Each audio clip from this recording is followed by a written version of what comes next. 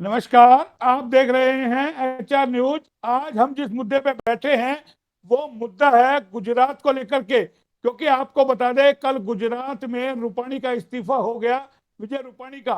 आखिर क्या वजह है उसी पे हम चर्चा करेंगे, क्योंकि एकाएक 11 बजे तक जिस तरीके से रूपाणी जी कार्यक्रमों में व्यस्त थे, जो प्रधानमंत्री जी का कार्यक्रम हो रहा था, और एक 11 पौने 11 बजे खबर आती है कि विजय रूपाणी जी ने राज्यपाल को अपना इस्तीफा सौंप दिया और उसके बाद बकायदा प्रेस कॉन्फ्रेंस की।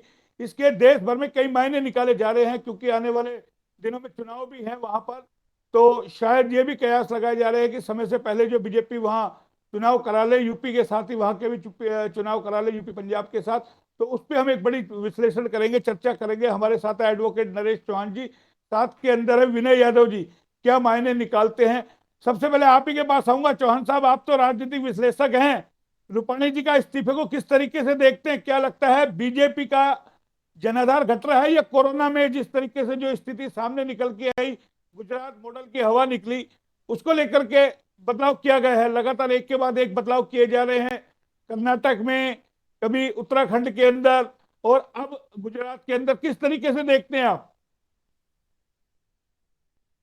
मोहनलाल जी, खाली ये गुजरात का मामला नहीं है। हम्म। पिछले 6 महीने में हम्म। पांचवा मुख्यमंत्री बदला गया है। तो आप इसको देश की राजनीति, विशेष रूप से सत्ताधारी भारतीय जनता पार्टी की राजनीतिक उथल पुथल के रूप में हम देख सकते हैं। क्योंकि हम, मोहनलाल जी, अपने पहले विश्लेषणों में भी लगातार, क्योंकि हम रेवाड़ी में बैठे हैं, हरियाणा से ज्यादा संबंध है हमारा, तो अपने हर विश्लेषण में कहीं ना कहीं जब भी कोई बात हरियाणा के मुख्यमंत्री की या उनकी बात आई है, तो हमने बड़े स्पष्ट तौर पर बेलाग होकर कहा है कि हरियाणा में खड़ाऊ राज चल रहा है। मतलब किसी को बुरा लगो या भला लगो, लेकिन हम अपनी तरफ से ये बात नहीं कह रहे। 2019 के विधानसभा चुनाव में आपने देखा होगा, खुद प्रधानमंत्री जी आके हरियाणा की भूमि पर ये कह गए थे कि नमो कहो या मनो कहो, तो मनोहर और नमोहर में कोई फर्क नहीं है। तो इसलिए हम ये कह रहे हैं कि ये खड़ाऊ राज, और ये खाली भारतीय जनता पार्टी की बात नहीं है, कांग्रेस पार्टी में भी पहले भी हम एक दो बार जिक्र कर चुके हैं कि जो हाईकमांड है वो किसी भी राजनीतिक दल की, जब वो पूर्ण बहुमत में होती है तो वो हाईकमांड अपना करिश्मा कायम रखती है और वो अपने मोहरे बैठाती है। वो दमदार या जन आधार वाले नेताओं को कमांड नहीं देते, वो यस मैन को कमांड देते हैं। उनका कहना तो होता है, मानना रूपाणी होता तो है कि हवा नहीं, तो हमारी है। रूपाणी हाँ, रूपाणी तो यसमैन ही थे। उनका कहाँ पे जनाधार है, कहाँ और पे क्या। उनका वर्क, बताइए ना। मैं वही तो बता रहा हूँ भाई, यसमैन को क्यों हटाया? हाँ भाई उनके उनके प्रवक्ता हाँ, कहते हैं, उनके बस प्रवक्ता बस, कहते हैं हाँ ठीक 5 है। साल में। अब हाँ। अब आ गए ना आप। अब ट्रैक पे आए हो कि ये हाँ। खड़ाऊ जो है ना, अब वो हाँ। बदली जा रही है। आपका जो प्रश्न है बिल्कुल ठीक है, क्योंकि चुनाव सिर पर हैं और हाँ। कोरोना ने देश दुनिया की पोल खोल के रख दी है। तो हम्म। अब क्योंकि खाली भाषणबाजी से, राष्ट्र के नाम संबोधन से, 5 किलो अनाज से 2-2 हजार रुपए चुनिंदा किसानों के खाते में डालने से वो बात बन नहीं रही कहीं ना कहीं। हम्म। और अब ये किसान आंदोलन और कई आंदोलन, तो वो कहीं ना कहीं लग रहा है कि भाई अब खड़ाओं की बजाय, यस मैन की बजाय कुछ कारगर व्यक्तियों को कुर्सी हम्म। पर बैठाया जाए, और कारगर दमदार ना सही, लेकिन बदलाव कर दिया जाए, ताकि थोड़ा सा लोगों को सिस्टम को एक राहत मिले। तो नहीं, माइंड माइंड डाइवर्ट करने की है इस क्या? वजह जनता से जिस तरीके से त्रस्त थी भाई, कोरोना से, महंगाई से, बेरोजगारी से, शिक्षा से, तमाम चीजों का जो भट्टा बैठा है, वो त्रस्त है। यही तो भाई 2024 को ध्यान में रखते हुए तो फैसला लिया है ना कि भाई अब विधानसभा के ये चुनाव तो आ रहे हैं। मोहनलाल जी स्पष्ट स्पष्ट है, ये इस बात तो नंबर एक स्पष्ट है। नंबर दो जो स्पष्ट बात है कि ये मोहरे, इनकी पकड़ हालात को और हाई कमांड को आंकड़ों के मुताबिक नहीं। ये शरीफ हो सकते हैं, ये ईमानदार हो सकते हैं, ये काइंड हार्टेड हो सकते हैं, लेकिन राजकाज चलाने के लिए तो हमें किसी की मरोड़ भी निकालनी होती है, कहीं से कुछ खींचना भी होता है, कहीं किसी को अंदर भी देना होता है। तो बोले भाई अब चुनाव सिर पर हैं तो ऐसे काम नहीं चलेगा, तुम गद्दी छोड़ो, हम देखते हैं कोई नहीं, और नहीं, आदमी नहीं, इसके। इसी में एक सवाल और जोड़ देता हूं ना मैं। भाई पाटीदारों की जो नाराजगी है, हार्दिक पटेल है जो उन्होंने वहां जनाधार खड़ा करा, तो लगता है कि पाटीदार को भी किसी तरीके से खुश किया जाए जिस तरीके से राजनीति में पाटीदारों को दूर रखा गया। मैं कहीं यही कह रहा हूं कि भाई कहीं ना कहीं अब वो समीकरण साधे जाएंगे जिससे हम चुनाव में जीत हासिल करेंगे। लेकिन तो इस लेकिन वजह लेकिन से मेरा मेरा मेरा फिर विशुद्ध एक रूप सवाल से है। हाँ, मेरा फिर एक सवाल है। अभी भूपेंद्र यादव को जब कैबिनेट मंत्री बनाया था, आपने कहा था हरियाणा में बदलाव हो सकता है, लेकिन हरियाणा में तो हुआ नहीं, गुजरात में बदलाव हो गया। मैंने दिवाली तक की आपको मोहलत दी है, लेकिन रास्ता आपका रास्ता जो नेट। है हाँ, वो आप हाँ, देखो किधर जा रहा है। ये हाँ, रास्ता जो है अब चंडीगढ़ की तरफ जा रहा है। मतलब हाँ, कि अब मनोहर नमोहर, आप हम्म, देखो कि इतने ये साल 6 महीने 9 महीने से कितना बुरा हाल हो रहा है। कानून हाँ, व्यवस्था की हरियाणा में क्या स्थिति है। मतलब हम्म, लोग हजारों की संख्या में सरकार को, प्रशासन को बंधक बना लेते हैं हम्म, और फिर मन मर्जी से वो अपनी मांगे मनवाते हैं। हम्म, जेल में गए हुए आदमियों को बिना शर्त रिहा करवाते हैं, एफआईआर दर्ज उनको कैंसिल करवाते हैं। हम्म, आपको ध्यान हो पिछली योजना में ही, मतलब एक वो पद्मावत फिल्म जारी हुई थी, उसके ऊपर कुछ वो बच्चों ने 2-3 जगह प्रदर्शन किए, किसी बस पे पत्थर मार दिया, किसी की हवा निकाल दी, 3 दर्जन से ज्यादा वो करणी सेना के युवा आज तक कोर्ट कचहरी में घिसड़ रहे हैं। रूल ऑफ लॉ, अगर कानून का राज हो तो ये जो थाने घेर रहे हैं, पुलिस पर, अफसरों पर, अधिकारियों पर, एक दूसरे पर मारा पीटी और हमले हो रहे हैं जानलेवा, ये कोई सहज मामले हैं। लेकिन पकड़ नहीं है बिल्कुल नहीं, पकड़ इसके मुख्यमंत्री अलावा की। इसलिए इसी में अब अगला नंबर मोहनलाल जी हरियाणा का है, आप नोट कर लो। और आपने अभी बताया कि वो चुपचाप उसको आदेश दिया गया नहीं, वहां गुजरात के प्रभारी हमारे भूपेंद्र यादव भी विशेष रूप से संदेश लेके गए थे और वो हाँ, इस्तीफा दिलवाया था। तो नहीं, भूपेंद्र अभी हम यादव अभी बहुत अभी गुड बुक्स में है। अभी अभी पर्यवेक्षक तो की मीटिंग उनकी चल रही है जो उनकी प्रभारी कभी होगा। भी कभी भी ताजपोशी आपको हरियाणा में होनी दिखाई दे सकती है। आप देख रहे हो 23 सितंबर का एक और राव इंद्रजीत सिंह ने अपनी शक्ति प्रदर्शन का पाटौदा गांव में कार्यक्रम रखा है। तो ये शय और मात का खेल इस अहिरवाल का हरियाणा की राजनीति का जारी है, आप देखते जाओ। नहीं, वो तो देख लिया मैंने, लेकिन अभी आपने एक बहुत बड़ी बात कही कि हरियाणा में कानून व्यवस्था इस तरीके से लोग बंधक बढ़ा लेते। भाई सरकार भी तो मनमर्जी कर रही है ना, सरकार सुन नहीं रही है आम जनता की। तो जनता चाहेगा, बगावत तो करेगी। आपको सुन लिया 7 साल, आपके मन की बात सुन ली, आपके तमाम भाषण आपके सुन लिए, अहीरवाल से आपने राजनीति का वर्चस्व आपने खड़ा किया। भाई पहली रैली तो मोदी जी की यही हुई थी ना। तमाम जगह आप लोगों ने हरियाणा की क्या स्थिति करके रख दी, तो फिर सरकार, जनता क्यों नहीं अपने हकों के लिए लड़ाई लड़े? भाई कृषि बिल आप बात करने को तैयार नहीं किसानों से। आप भी तो मनमर्जी कर रहे हैं ना तमाम चीजों में। जब सरकार मनमर्जी करे, जनता कहां जाए? जनता नहीं है बीच में।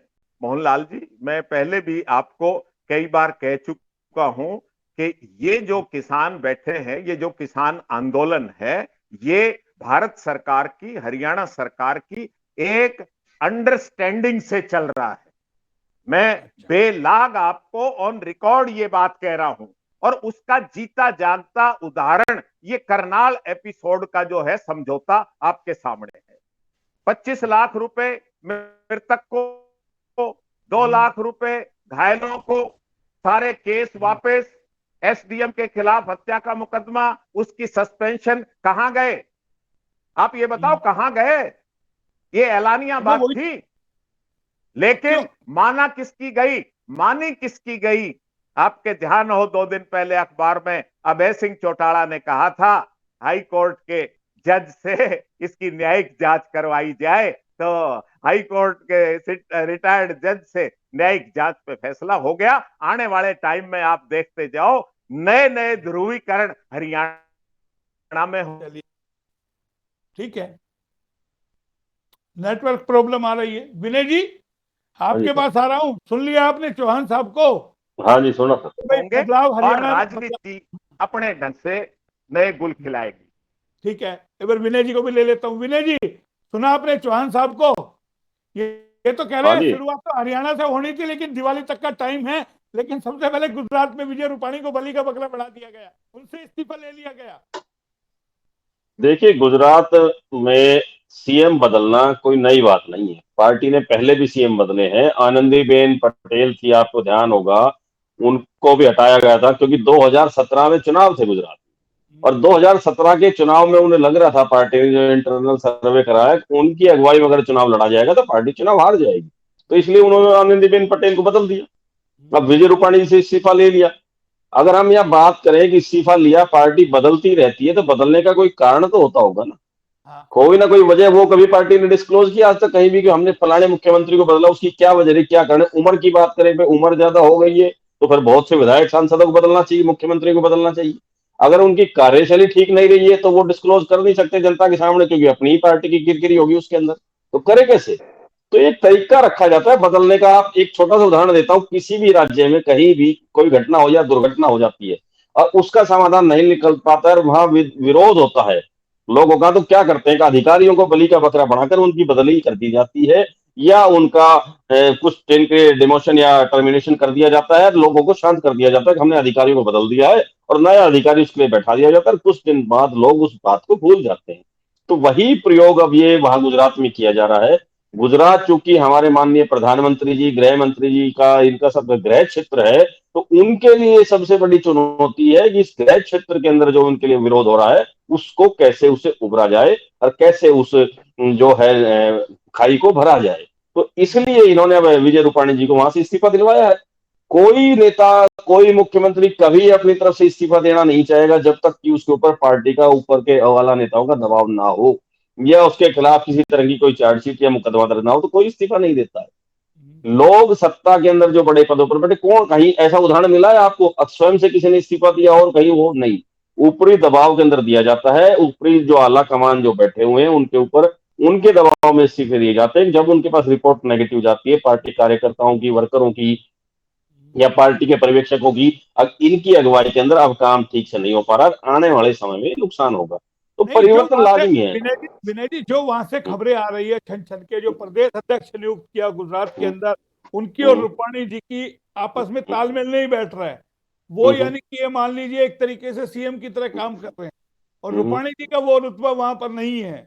तो ये या फिर ये पाटीदारों को जिस तरीके से हाशिए पे रखा, उनका कहीं ना कहीं वोट बैंक हथियाया जाए। क्योंकि जो सुनने में आ रहा है, जो जानकारी मिल रही है कि पंजाब और इसके साथ यूपी के साथ ही समय से पहले गुजरात में चुनाव करा लिया है। क्योंकि जब पिछली बार चुनाव हुआ था ना, 3 डिजिट में भी बीजेपी नहीं आ पाई थी, 99 सीट पे रह गई थी बीजेपी। देखिए, एक वजह है, अब वहां इन्होंने पार्टी, जो पटेल समुदाय है, उसका गुजरात की राजनीति में अहम रोल है। तो नितिन पटेल जी को डिप्टी सीएम उन्होंने बना रखा है, उस तबके को खुश रखा हुआ है। अब जो अन्य जो समाज बच गया, जिनसे उनको आने वाले समय में नुकसान हो सकता है, जैसे पाटीदार समाज है या और जो भी अन्य दलित समाज है, उनसे नुकसान हो सकता है इनको। तो इसलिए इस तर्ज के ऊपर विजय रूपाणी जब मुख्यमंत्री बनाए गए उस समय की परिस्थितियां कंडीशंस अलग थी। वो समय अलग था, वो किन लोगों के लिए प्रति लॉयल थे, उनकी पार्टी में कितनी पकड़ है, कितना उनका वर्चस्व, उनको मान सम्मान दिया जा रहा है और उनके कहने से किन किन लोगों को अहम पदों पर रखा जाए। अब परिवर्तन अलग हो गया है। अब पार्टी के अंदर केवल माननीय हमारे प्रधानमंत्री जी और अमित शाह जी के अलावा किसी की नहीं चलती है। टोटल जो पार्टी के ऊपर जो कब्जा आप मान ले या किसी तरह की आप पकड़ मान सकते हैं, तो इन दोनों की ही है। इनके अलावा अगर कोई डिसीजन लेता है तो उसके डिसीजन को कभी भी नकारा जा सकता है। तो एक नया तरह का प्रयोग अमित शाह जी के बार बार दौरे हुए गुजरात में पिछले अब काफी समय महीनों के अंदर लगातार हुए, कुछ औपचारिक है, कुछ अनौपचारिक हैं, और रिश्तेदारी में गए पर वहां भी जाके कहीं ना कहीं उनके राजनीतिक रूप से बैठकें भी होती रही। तो एक एक राजनीति का ये हिस्सा। एयरपोर्ट में मना कर दिया गया कि मुख्यमंत्री जी नहीं आएंगे। बाकायदा अन्य निगम के चेयरमैन वहां पहुंचे हैं, लेकिन मुख्यमंत्री नहीं पहुंचे, राज्यपाल वहां पहुंच गए। अब हाँ, बिल्कुल ठीक कह रहे हैं आप। आगे ये बिल्कुल अनौपचारिक तो रूप, जब कोई बदलाव किया जाता है अपनी कमियों को कोई उजागर नहीं करता है। जब बदलाव किया जाता है तो अपनी कमियों को हमेशा दबाया जाता है। और आप विजय रूपाणी जी की बात करें, उनके पास चारा क्या है आप मुझे बताइए।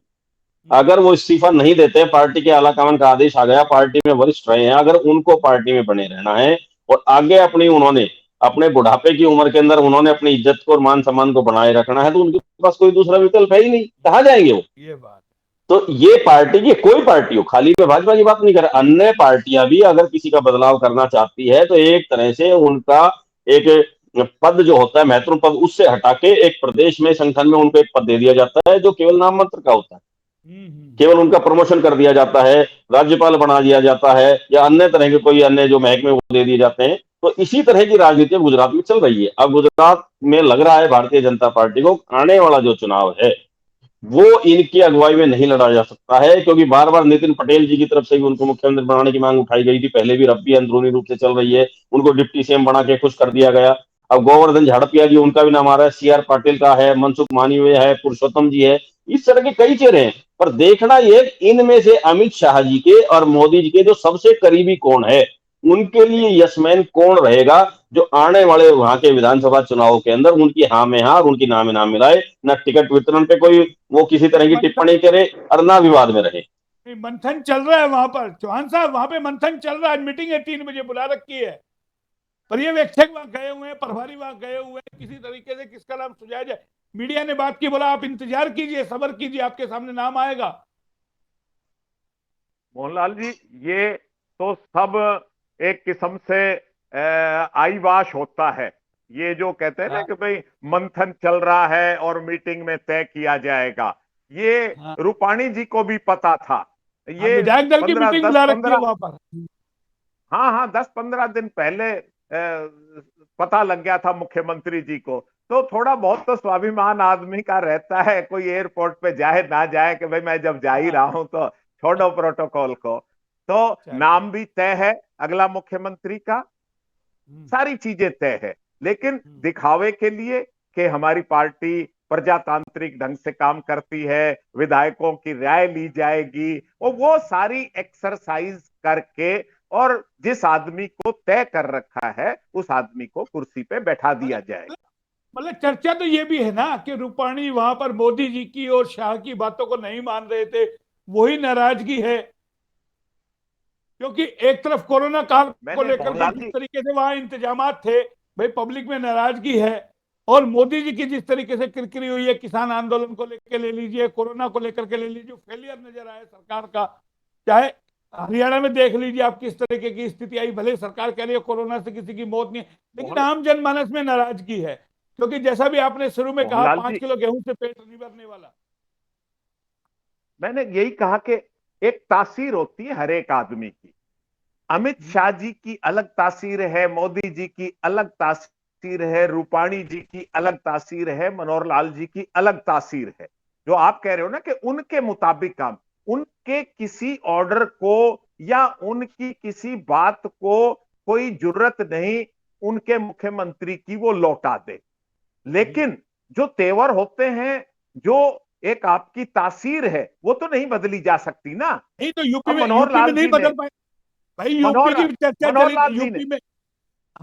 मनोहर लाल जी ने फरवरी 2016 के जो रोहतक और वहां ये आरक्षण के दौरान आगजनी और दंगे हुए, उसमें स्पष्ट रूप से उन्होंने ऑन रिकॉर्ड कहा है कि भाई मेरे साथ धोखा हुआ, मुझे इतना अनुभव नहीं था, मुझे धोखे में रखा गया। अभी हफ्ता 10 दिन भी नहीं हुआ है, वो कह रहे हैं कि भाई हम पहले नरमी बरत रहे थे इनके साथ, अब सख्ती से निपटेंगे। तो ये आदमी मैन टू मैन तासीर में डिफर करता है कि भाई इनकी तासीर नरम दल की है, किसी की गरम दल की। जहां तक आपने यूपी की बात कही, बहुत अच्छी बात आपने उठाई है। इस चर्चा में से ही जो चर्चा निकल रही, जो हाई कमांड के यसमैन और वो बात बता रहा था मैं, उसी में यूपी और पंजाब दो उदाहरण हमारे सामने मौजूदा हैं। यूपी में इन्होंने योगी को हटाने का भरसक प्रयास किया और योगी के ऊपर एक राइडर बैठाने का, एक शर्मा जी उससे इस्तीफा दिलवाया आईएएस से और उसको वहां भेजा। लेकिन योगी भी वो पक्का योगी है। वो कई दिन तक तो दिल्ली आया ही नहीं और फिर दिल्ली आया भी और इनके मैसेंजर भी गए, बोला भाई जब तक मैं हूं मैं ही रहूंगा तो गद्दी पे।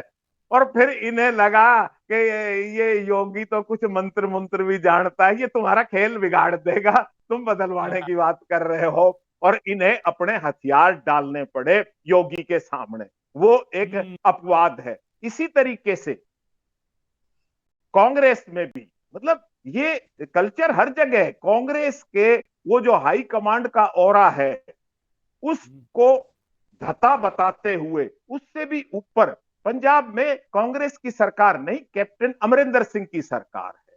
अब जो चौकड़ी वहां जनपद पर और कांग्रेस हाईकमांड को घेरे हुए है, अब उन्होंने कहा जी ये तो बात गलत है, पिछला चुनाव भी ये जीत गया और अब के भी जीत जाएगा, तो ये तो हमें धता बता देगा, हाईकमांड की तो कोई वैल्यू नहीं रही। एक रणनीति के तहत यही हाल राजस्थान में कांग्रेस का है, लाया गया है और सिद्धू ने नाक में दम कर रखा अमरिंदर सिंह का। खेल सिर्फ यही है कि हाई कमांड का वहां दखल रहना चाहिए, एक तरफा वो नहीं हो जाना चाहिए। चौहान साहब, नेटवर्क की प्रॉब्लम आ रही है। विनय जी, आपके पास आता हूं मैं। अब आपको देखिए, चौहान साहब का नेटवर्क प्रॉब्लम आ रही है, लेकिन आपके पास आ रहा हूं मैं। अब आप किस तरीके से देखते हैं कौन होगा मुख्यमंत्री? कोई आइडिया है आपको? लगा सकते हो कयास? क्योंकि वैसे तो इनके मामले में लगाना मुश्किल है कि कौन होगा, कौन चेहरा उतार दे, कहां से आला कमान का ऑर्डर आ जाए, किसको बना दे। हालांकि मंथन चल रहा है वहां पे, जैसी जानकारी मिल रही है कि गुजरात के अंदर विधायक दल की मीटिंग भी वहां बुलाई हुई है, तमाम जो है अमित शाह भी वहां पहुंचने वाले हैं। देखिए जी, पटेल समुदाय की अगर बात करें गुजरात की, तो नितिन पटेल जी को डिप्टी सीएम बना रखा है। पटेल समुदाय को तो उन्होंने एक अहम पद दे रखा है, खुश कर रखा है। अब बात आती है पुरुषोत्तम और मनसुख मांडविया जी, ये दोनों कहीं ना कहीं अमित शाह और मोदी जी के करीबी माने जाते हैं। तो इन दोनों में से हो सकता है किसी ने एक को, जहां तक मुझे लगता है दोनों में से किसी एक को जिम्मेदारी दी जाएगी, ताकि उस जो खाई जो कमी रही है कोरोना काल के अंदर, विजय रूपाणी जी की जो खिलाफत रही है कोरोना के अंदर, जो प्रदेश को ढंग से नहीं चला पाए, लोगों को सुविधाएं नहीं दे पाए, और जो भी इनकी संगठन की ऊपर तक रिपोर्ट गई है कार्यकर्ताओं की, इसलिए उनको हटाया गया है, तो उसको ये दुरुस्त कर सके। और कहीं ना कहीं ये कोई ठीकरा अगर गलत फोड़ना हो तो विजय रूपाणी जी को मोहरा बना देंगे, जिस तरह अफसर को सरकार मोहरा बनाती है। अब उस अफसर का तबादला कर दिया है और वो जो घटना है उसका समाधान तो कर नहीं पाए, तबादला करके लोगों के गुस्से को शांत किया जाता है। तो इसी तरह विजय रूपाणी जी को वहां से चेंज करके कार्यकर्ताओं को एक तरह से ऑक्सीजन देने का काम कर रहे हैं। अगर आप लोगों को जिनसे शिकायत थी, जिनकी वर्किंग अच्छी नहीं रही, कार्यशैली ठीक नहीं रही, हमने उनको बदल दिया है, तो एक नया जो अब वो लेके आएंगे सीएम, उसके प्रति उनको आश्वस्त किया जाएगा और तब तक चुनाव आ जाएंगे और चुनाव का समय निकल जाएगा। तो कहीं इसमें एक चीज और जोड़ दूं ना मैं भाई, जिस तरीके से आम आदमी पार्टी ने अभी नगर निगम के चुनाव में सूरत के अंदर जो स्थिति बनाई, वहां जमीन तैयार हो रही है। पिछली बार कांग्रेस ने इनके नाक में दम कर दिया, हार्दिक पटेल ने कर दिया, भले ही बीजेपी ने सरकार बनाई हो, लेकिन उस मादा से नहीं बनाई। कहां से कहां पहुंच गई बीजेपी। तो लगता है डर सता रहा है कि कहीं किसी भी तरीके से आपको गुजरात का चुनाव पहले जीतना है, क्योंकि यहीं से निकल के आते हैं। देश की राजनीति में बा- मोदी जी यहीं से गुजरात से निकल के आए। अमित शाह कितने लोग हैं जो सारे गुजरात से हैं। देखिए, मैंने पहले कहा है, गुजरात जो है भारतीय जनता पार्टी की फाइनेंशियल और पॉलिटिकल बैकबोन है। ठीक है जी, क्योंकि यहाँ बड़े नेता जो है अपने माननीय प्रधानमंत्री जी अमित शाह जी का इनका गृह क्षेत्र है। अब आप बात करें तो सीआर जो पाटिल है उनको इन्होंने अध्यक्ष बना रखा है, उस तबके को खुश कर रखा है, डिप्टी सीएम पटेल जी को बना रखा है। तो इनके अलावा अब जो एक तबका जो बचेगा, जो समुदाय बचेगा, उसको कहीं ना कहीं चुनाव के समय खुश करने का काम करना है भारतीय जनता पार्टी ने। इसलिए ये जो परिवर्तन किया जा रहा है, इसलिए किया जा रहा है। हमारे अभी चौहान साहब हरियाणा की बात कर रहे थे। अब हरियाणा के अंदर आप नेतृत्व प्रदर्शन की बात करें तो सब मानते हैं मनोहर लाल जी एक कमजोर मुख्यमंत्री है। वो खुद अपनी बातों में मान चुके हैं, अपने भाषणों में, अपने बयानों में कह चुके हैं कि मेरे को धोखे में रखा जाता है, प्रशासन नहीं मानता है, किसी तरह की जो और बातें हैं, आपसी अंतर्कलह जो पार्टी के नेताओं में रहती है खींचतान करके, अब ये मुख्यमंत्री गुट से हैं, ये अदर गुट से हैं, ये चलता रहता है। पर दिक्कत क्या आती है हरियाणा में? हरियाणा के अंदर एक तो जाट समुदाय और एक पंजाबी समुदाय, ये दो सबसे बड़े समुदाय हैं जिनकी, जाट समुदाय तो भाजपा से वैसे ही रुष्ट है, नाराज हो रहा है, किसान आंदोलन की वजह से है या अन्य मुद्दों की वजह से है, पर वो नहीं चाहते माननीय मुख्यमंत्री मनोहर लाल जी को बदलकर वो पंजाबी समुदाय को भी वो नाराज करें। अगर पंजाबी समुदाय भी भारतीय जनता पार्टी से हरियाणा में खिसक गया तो जो ना जाट समुदाय उनके साथ रहेगा, ना पंजाबी समुदाय रहेगा। दलित समुदाय वैसे ही बहुत कम रेशो के अंदर भारतीय जनता पार्टी के साथ है। तो इस वजह से भी भारतीय जनता पार्टी को हरियाणा में नेतृत्व परिवर्तन करने में बहुत जोर लगेगा, बड़ी दिक्कतों का सामना करना पड़ेगा। चौहान साहब जुड़े हुए हैं कि हमसे? लगता है चौहान साहब का कनेक्शन कट गया अब शायद। अब आप बात करें उत्तराखंड में भी 3 महीने में, चौहान साहब ने कहा 3 महीने के अंदर 2 सीएम बदले। मार्च जुलाई में 3 सीएम बदले गए। मार्च में त्रिवेंद्र सिंह रावत थे, उनसे इस्तीफा लिया गया। उसके बाद इस्तीफे के बाद तीरथ सिंह रावत को बनाया गया। फिर 2 महीने बाद तीरथ सिंह रावत की इस्तीफे के बाद फिर इस्तीफा ले गया पुष्कर सिंह रावत को बनाया गया। पर क्या था? ठीक है जी। जी तो कहीं ना कहीं नेतृत्व परिवर्तन तो इन्होंने किया, पर क्या है वहां भी वो क्या है, रावत समाज को नाराज नहीं करना चाहते थे। अब कर्नाटक में 20 येदियुरप्पा जी थे, उनको हटा के बस राज जी को सीएम बनाया गया। तो कहीं ना कहीं चुनाव के समय हाँ जी ये कहा जाता है ना कि हम तो युवा चेहरा लेके आएंगे। तो कर्नाटक में जिस तरीके से युवा चेहरा है क्या, जिनकी उम्र 60 साल है, वो युवा कहां से हो गए? युवा नहीं, अभी जैसे चौहान साहब ने बताया, चुनाव जब जब नजदीक आते हैं तो उस समय पार्टी अध्यक्ष होते हैं, मुख्यमंत्री होते हैं या वर्किंग कमेटी होती है, उनके अंदर आला नेताओं को केवल यस मैन वाले नेता चाहिए होते हैं, जो उनकी हाँ में हाँ रख सके। उनका अगर कोई गलत निर्णय लिया है उन्होंने तो उसका बचाव कर सके, उनके पक्ष में बोल सके। तो अन्य जो वर्किंग कमेटी है, जो चुनाव आयोग समिति बनाई जाती है, उनके अंदर उनको एक मेजोरिटी रखी जाती है ताकि ये कह सके अभी हमारी मेजोरिटी ने ये फैसला लिया है और इसलिए ये काम किया जा रहा है। तो वो मैक्सिमम वर्कर वो रखना चाहते हैं, कार्यकर्ता या वर्किंग कमेटी मेंबर वो रखना चाहते हैं जो उनकी मेजोरिटी के सीनियर नेताओं की हाँ में हाँ मिला सके। तो चलिए ठीक है, आप हमारे साथ जुड़े। बाकी अभी निगाह हमारी बनी रहेगी। आज 3 बजे इन्होंने मीटिंग भी बुला रखी है, देखने वाली बात होगी क्या कुछ निकल के आता है, उस पर भी हम चर्चा करेंगे। आप हमारे साथ जुड़े, लगातार हमारी निगाह बनी रहेगी। फिलहाल इतना ही, फिर आएंगे किसी टॉपिक पे। तब तक के लिए नमस्कार।